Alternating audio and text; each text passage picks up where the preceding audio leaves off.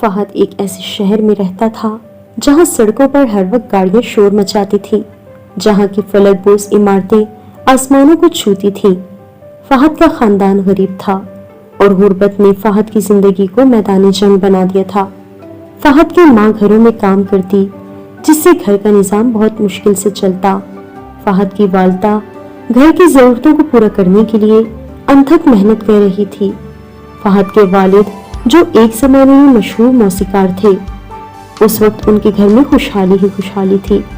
فہد اس وقت بہت چھوٹا تھا، لیکن ایک حادثے میں ان کی یادداشت چلی گئی۔ والد کی معذوری نے جہاں گھر سے خوشحالی ختم کی، وہاں سب لوگوں نے ان سے رشتے ختم کر دیے۔ فہد کو گانے کا بہت شوق تھا۔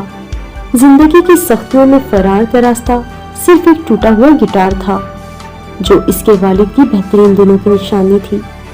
فہد کو گٹار کے ساتھ گانا گا کر بہت سکون ملتا اور وہ بڑا گلوکار بننے کے خواب دیکھتا۔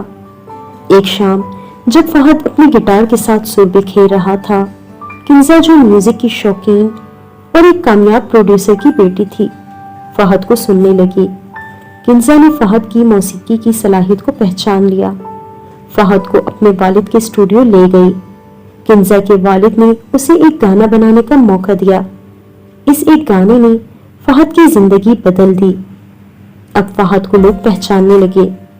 شہر کے اداس لڑکے سے شہرت کی بلندیوں تک کا یہ سفر دن بہ دن پھیلتا گیا۔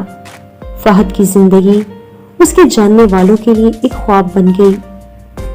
فہد نے کبھی اپنی شہرت کے بارے میں ایسے نہ سوچا تھا۔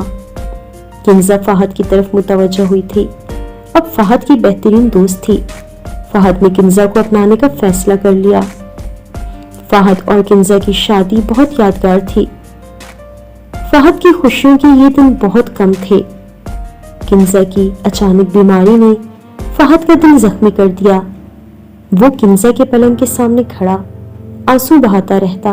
کنزا دن بہ دن کمزور ہوتی جا رہی تھی۔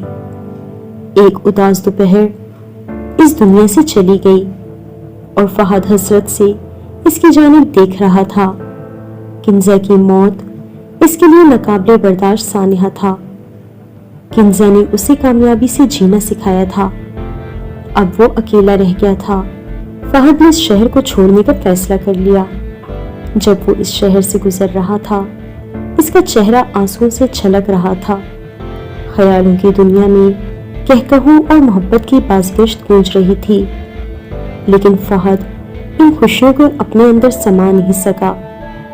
جہاں خوشی نے اپنے تھیلے بھر لیے اور فہد کی زندگی سے بہت دور چلی گئی۔